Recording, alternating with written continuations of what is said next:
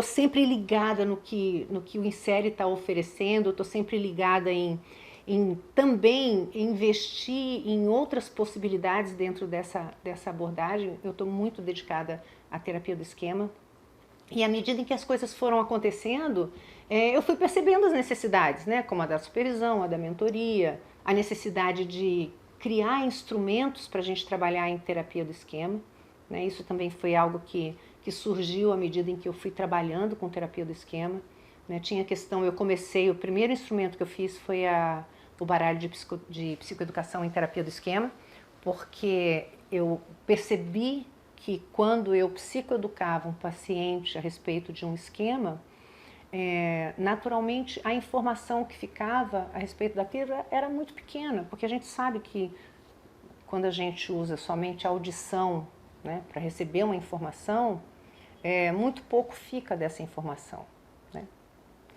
E eu entendia que eu precisava de um instrumento que me ajudasse a fazer com que o paciente compreendesse melhor, que me ajudasse a fazer com que o paciente pudesse apreender essa informação e ter acesso a essa informação, né? Porque naturalmente o paciente começa a fazer automonitoramento dos esquemas e tudo isso mais, e é claro que ele precisava de... Eu achei que se eu tivesse algo mais concreto e que o meu paciente pudesse usar outros sentidos, isso seria feito de uma maneira diferente. Então eu criei o baralho de psicoeducação em esquemas, né? E é um instrumento que a gente usa não só para psicoeducar, mas para avaliar também os pacientes. E naturalmente eu pedia para eles fotografarem, né? E eles levam essa informação com eles, e isso passa a ser um instrumento também dos pacientes. E à medida em que as coisas foram acontecendo, eu fui encontrando outras necessidades, né?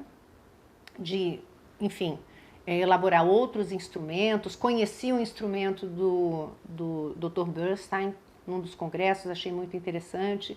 Fiz a versão desse instrumento nossa, né, aqui no Insere brasileira, que é o baralho de modos esquemáticos, mas também a partir de um olhar diferente, de uma perspectiva diferente. Eu queria um instrumento, uma ferramenta que tivesse de verdade um apelo mais emocional para o paciente, porque foco é emoção.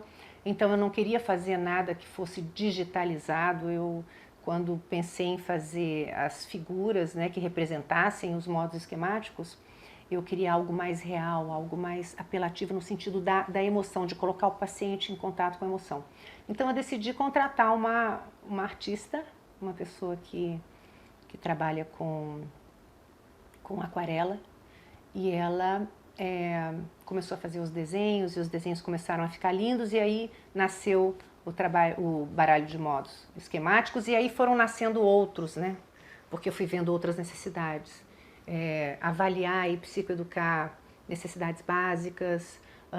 Depois comecei a pensar a partir de uma aula que eu fui dar no Rio de Janeiro, né, que eu encontrei 2 alunos maravilhosos, que é o Flávio e a Carol. A Carol hoje é nossa professora aqui no Insere, e a partir da conversa com eles e desse olhar todo a respeito da população negra, das microagressões, eu decidi criar uma versão do baralho de modos para a população negra. Né? Além disso, eu sou terapeuta de casal, né? Então também fui tendo uma experiência em terapia do esquema, trabalhando com casais. E aí vieram outras questões, né, que eu comecei a perceber, e a gente sabe, a gente conhece a questão da química esquemática, né, o quanto existe aí uma relação dos esquemas de um parceiro com os esquemas de um outro parceiro, e o quanto isso vai criando aí uma série de dificuldades no casal. E comecei a perceber naturalmente os modos de casais, os modos de relacionamento, né? Quando uma pessoa que funciona de uma maneira encontra uma outra que se defende desses esquemas de uma outra maneira, o quanto isso ou desconecta o casal ou na verdade cria uma série de conflitos. Então eu comecei a elaborar um baralho de relacionamentos. E da mesma maneira como eu pensei na questão das microagressões, da importância do respeito com populações específicas, eu decidi também criar uma versão desse baralho de relacionamentos para relacionamentos homoafetivos. E aí as coisas foram crescendo, foram se desenvolvendo. Hoje o Insere Editora, né? Porque tudo isso faz parte do Insere Editora, que foi outra dificuldade que eu tive também. Quando eu criei o primeiro instrumento, na verdade, eu conversei sobre isso com algumas pessoas e uma pessoa de uma editora me procurou. A proposta que eu recebi foi uma proposta que não me satisfez muito. Eu falei, não é isso que eu quero, né? Primeiro que a proposta era fazer um instrumento todo digitalizado e não era o que eu queria.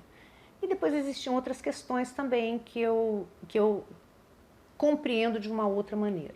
Então eu falei, não será assim. Eu vou criar uma editora e eu vou editar meus próprios instrumentos. E aí decidi criar uma Insere Editora e comecei a editar os meus instrumentos pela editora do Insere, né? Ao mesmo tempo em que isso foi acontecendo e foi crescendo, algumas pessoas começaram a me procurar para editar as suas ferramentas, os seus instrumentos através do Insere Editora. Porque a gente tem alguns critérios. Eu tenho um critério de qualidade, eu tenho um critério de como, né, de como trabalhar essas questões com o autor, né? Eu tenho um critério que parte do entendimento de que financeiramente isso também precisa ser justo. O autor cria a ferramenta, é todo um trabalho dele. Então, a minha perspectiva era que o Insere Editora acontecesse num modelo de parceria, que é diferente dos modelos que normalmente acontecem. E aí as coisas começaram a acontecer, então começaram a aparecer várias pessoas com várias ferramentas, com vários trabalhos querendo, né, fazer a edição no Insere, em função naturalmente da nossa qualidade, da maneira como a gente trabalha com os autores. E aí as coisas começaram a tomar também uma outra proporção, né? Então a Ana Rafaela veio com um instrumento maravilhoso, né, que é o de estilos parentais, e outras pessoas chegaram. A gente está aí com um monte de coisa bacana. A Jaque me chamou um dia para poder fazer uns vídeos a respeito das várias aplicações dos baralhos que a gente tem, e eu fui o paciente. E de primeira eu estava super nervoso, nunca tinha sido ator, nunca tinha gravado nenhum tipo de vídeo, mas eu percebi o quão divertido é isso. E dentre essas experiências que eu tive com ela, algumas lições que eu fui tirando ao longo disso. Primeira é que eu consigo ser mais criativo do que eu imaginava. A segunda é, para mim, o quanto foi importante me colocar na postura de paciente e perceber que, às vezes, de fato, a gente colocar algumas coisas na mesa, a gente ter os instrumentos que são visuais, facilita muito vários processos internos que a gente está passando. O tanto que é importante fazer roleplays para a nossa prática clínica, porque isso nos instrumentaliza de diversas formas na hora que a gente está atendendo nossos pacientes. Inclusive, galera, dá uma olhada lá no YouTube, eu queria esse feedback de vocês, o que vocês acharam, tá bom?